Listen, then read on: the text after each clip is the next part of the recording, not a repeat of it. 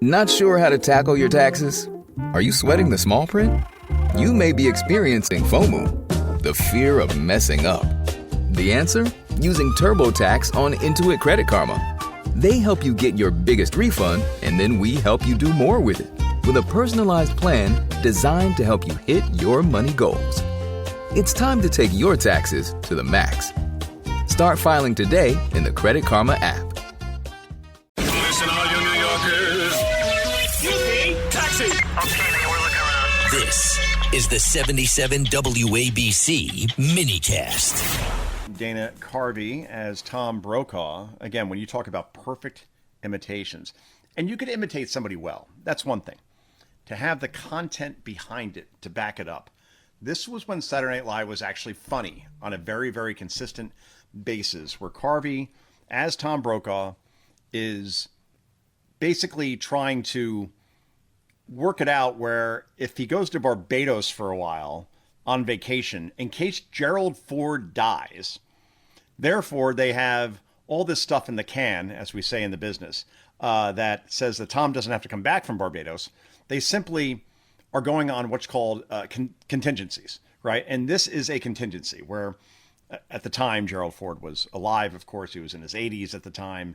Maybe he'll die, maybe he won't. You just don't know. But Tom Brokaw better be there when it happens, even if he has to pre-tape it and go through every scenario of possible death for Gerald Ford, which this is where the genius comes in. This is cut number 15. Go. Tragedy today as former President Gerald Ford was eaten by wolves. Oh. He was delicious. My wolves. Oh, wait, that's just superfluous. Right, it's a former president, Tom. What are you saying? He's not delicious? Fine. What's next? All right, the double story. All right. A fireball destroyed France today, and Gerald Ford is dead. Now, what are the odds of that? Come on. Fine. We'll get Stone Phillips to do it, okay? Stone Phillips. I'm sure Stone Phillips will be just thrilled to break a story like that. All right. Let's keep moving.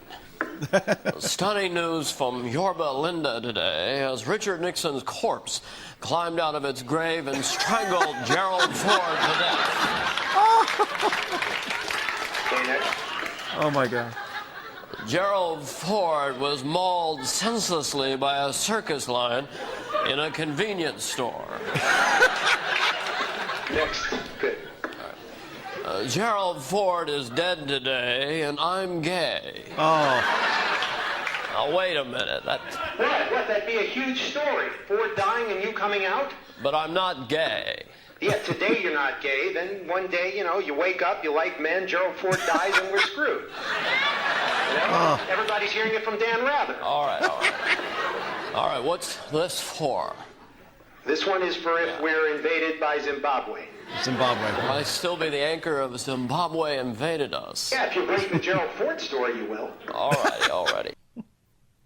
Oh, that's great. And then he talks in Zimbabwe speak after that.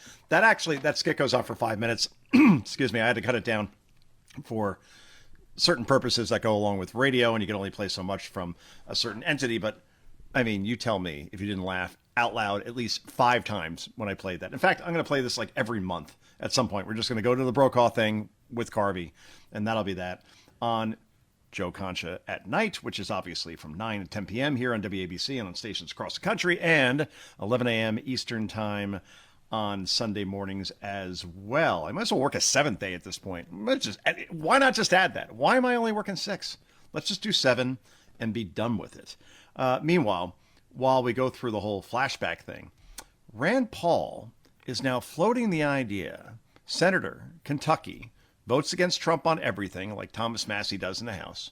It's a Kentucky thing, I guess. I don't know what's in the water there, but hey. Anyway, Rand Paul is going to run for president again. Apparently, that's the reports, as he did in 2016, which probably isn't a good idea because this is what Trump did to him in 2016 at a debate that basically ended his candidacy. This is cut number 12. Go. I think really there's a sophomore quality that is entertaining about Mr. Trump.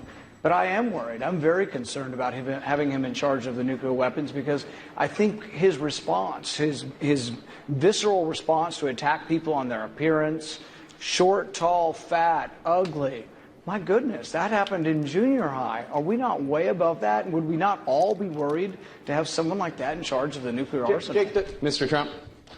I never attacked him on his look, and believe me, there's plenty of subject matter right there. Oh, that I can tell you. But Jake, I want to give Mr. Trump. I mean, the end.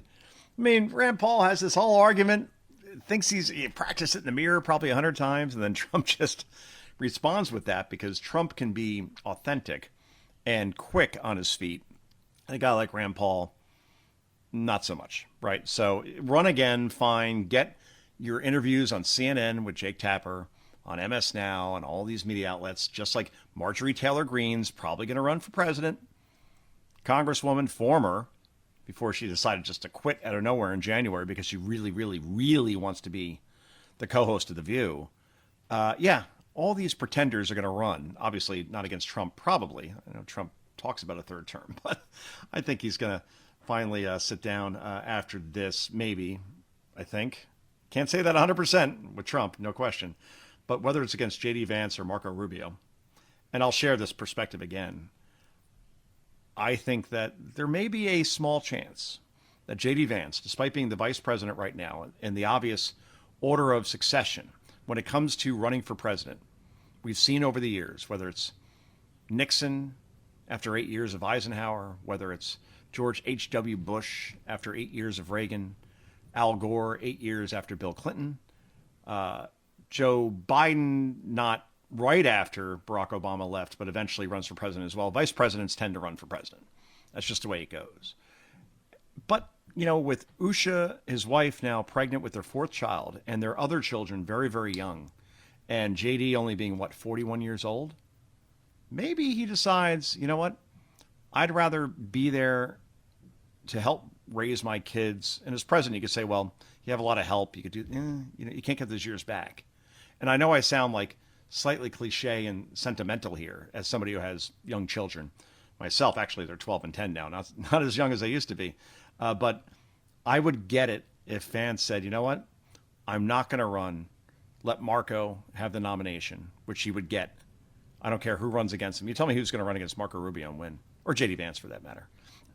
But in the end, I think Marco Rubio is more electable than J.D. Vance. Not by much. And it's not a criticism of Vance. Just Rubio, I think, is infallible at this point. 2016, contrived, drank a lot of water, seemed nervous. Chris Christie destroyed him in one debate, and that was the end of him as far as his 2016 run. 2026 Marco is a lot different. This man is confident. I interviewed him on WABC about a year ago, and he has such a command of the facts and is doing such a phenomenal job as Secretary of State and the 18 other jobs that he has currently. And what a story, by the way, of his parents, escaping communist Cuba, coming here, and then to do the things he did. Actually played quarterback in college. I think it was D3. It's fine. Nothing wrong with D3. And then transferred to Florida. Eventually marries a Miami Dolphins cheerleader. I mean, that alone is qualifying. And I'm joking. But then the job he has done, and I think the respect that he has from both sides of the aisle.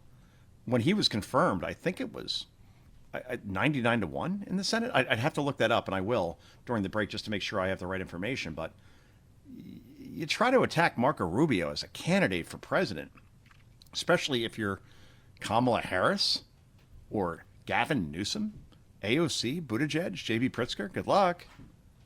I think he could bring in a lot of voters that otherwise maybe other candidates couldn't. So Rubio as a presidential candidate in 2028, I could see it. But if J.D. Vance runs, if the current crop is his competition, then he probably wins anyway. All right, let's move on as Jimmy Kimmel is such a clown, just completely and totally insufferable, elitist, condescending, pious. I'm running out of words. But to go off on Mark Wayne Mullen and brings up that from years ago, he was a plumber. And boy, I don't want a plumber protecting us from terrorism. That's what Jimmy Kimmel said on his show. Well, Mark Wayne Mullen only became a plumber because his dad got very sick. He took over the family business. That was plumbing. and made it even more successful than it was before. And you're going to tell me that that is a bad thing to have on your resume? But that's what Kimmel said. And here is Senator Burchett, who is awesome on social media. He just does these videos where he's just like walking along like a hiking trail and just has a thought and says, I'm going to film myself now. This is cut number 19. Go. Hey, everybody. Tim Burchett. I don't know if y'all saw it or not, but Jimmy Kimmel took a shot at Mark Wayne Mulliner because he's a plumber. Well, the truth is he left school because his daddy got sick to run that business. And he took it upon himself to make fun of Mark Wayne for that. And to me, that shows the complete irony and the double standard of a lot of the Democrats and the leftists in this country. They claim to be the working man's friend, but yet at first opportunity they make fun of one that's achieved some incredible success in this world. Yep. You know, Jimmy, you're the type of guy that's going to throw a rock over a fence and run home and hide behind your mama's skirt. And that's exactly what you're doing. You hide around, you say those things so you can run your little circle of influence, and you're a guy that got his start on a TV show that showed a bunch of young girls jumping up and down on trampolines of all things. Very good point. Oh, man, brother, you need to stay in your lane. Mark Wayne loves his family, he loves his country, and he loves the Lord. And those are three pretty dadgum good things in my account. So if I was you, I'd stay in my lane. Thank y'all for sending me here. As they say in tennis, game, set, match. J.D. Vance also weighing in on the Jimmy Kimmel so-called controversy. And again, when you heard me before, you're like, wow, Joe, it sounds like you really, really like Marco Rubio over J.D. Vance. I think it's a matter of like the decision between buying a Porsche and a Ferrari or a Lamborghini and a Ferrari. I think you're getting both great candidates. I'm just playing out scenarios here. Anyway, here is cut number 2, J.D. Vance, and the guy does have a very sharp sense of humor. Go. And now Jimmy Kimmel's making fun of plumbers. You see that? I Mark did not Wayne see Mullin that. upstairs. He said Mark Wayne Mullin's a plumber. Shame on him. He shouldn't be in charge of our security. You'll be That's what shocked to Kimmel said. find out that I don't watch Jimmy Kimmel on the regular. I deal with enough annoying people as it is. It's probably true. If you have enough annoying people in your life, why add one more from ABC? It was a very distant third to Greg Gutfeld in the late night race. Meanwhile, Alyssa Slotkin was on Bill Maher's show, and this person is talking about how, boy, we're ill as a country, and we really, really need to come together and get things done. Alyssa Slotkin. The punchline will be on the other side of this soundbite, but it's worth playing for the punchline alone. This is cut number 6. Go. We are ill as a country. We're not functioning the way we feel, most Americans feel proud of our political system. And it used to be that, you would argue and of course have disagreements, but you get in a room, kick everyone out, just put your head down and get a deal. And that has become, I've been a senator now for a year and change. And that is just not the way it's functioning. And I'm from Michigan. We are a practical people. And 80% of the people that I talk to cannot stand the way politicians are representing themselves right now, period. Oh, does that include you, Alyssa? Because at last check, you're the one who was starring in a video, along with Mark Kelly of Arizona, telling U.S. military members to disobey orders they deem to be illegal. You think that may be dividing the country? Yeah, you're the problem. That's the irony of her talking about bringing the country together and getting things done. She votes against everything that Trump puts forward. And I'm not saying she has to agree with everything, but compromise? You? Alyssa Slotkin? Mark Kelly? Don't think so. Anyway, this is Joe Concha. This is the Joe Concha Tunnel to Towers Foundation Sunday morning show. We wrap this puppy up in just a moment. It's the Joe Concha Tunnel to Towers Foundation Sunday morning show.